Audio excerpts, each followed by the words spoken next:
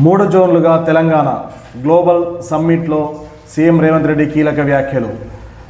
Telangana rising global summit కార్యక్రమంలో CM Revanth Reddy కీలక వ్యాఖ్యలు చేశారు. తెలంగాణ అభివృద్ధి పథంలో ముందుకెళ్తుందని 2047 నాటికి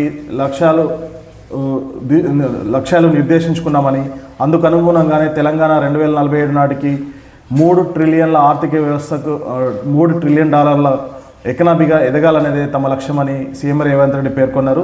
పారిశ్రామికవేత్తలు, వ్యాపారులు, ఆర్థికవేత్తల నుంచి సలహాలు సూచనలు స్వీకరిస్తామని రేవంత్ రెడ్డి చెప్పారు. అలాగే కేంద్రం వాటా కూడా 2047 నాటికి $30 ట్రిలియన్ ఎకనామీ టార్గెట్గా పెట్టుకుందని, దేశంలోని జీడిపిలో 10% తెలంగాణ వాటా ఖచ్చితంగా ఉండి తీరాలనే మా లక్ష్యం అనేసి సీఎం రేవంత్ రెడ్డి పేర్కొన్నారు.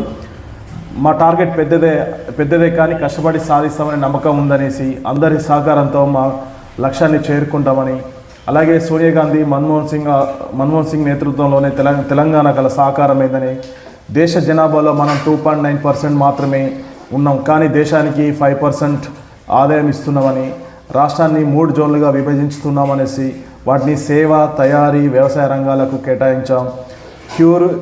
ప్యూర్ రేర్ జోన్లుగా వీటిని పిలుస్తున్నామని CM Revanth Reddy global summit కార్యక్రమంలో పేర్కొన్నారు. అలాగే చైనాలోని గ్వాంగ్డాంగ్ ప్రావిన్స్ను స్ఫూర్తిగా తీసుకొని ముందుకెళ్తున్నామనేసి, ఆ ప్రాంతం 20 ఏళ్లలో అత్యధిక పెట్టుబడులు సాధించి, అందుకే ఇక్కడ గ్వాంగ్డాంగ్ నమూనాను అమలు చేయన్నామనేసి, చైనా, జర్మన్, జపాన్, దక్షిణ కొరియా, సింగపూర్ మాకు ఆదర్శం అనేసి, వాటిని స్ఫూర్తిగా తీసుకొని ముందుకెళ్తామని, అత్యంత పెట్టుబడులు ఆకర్షించడమే మా లక్ష్యం అనేసి సీఎం రేవంత్ రెడ్డి పేర్కొన్నారు.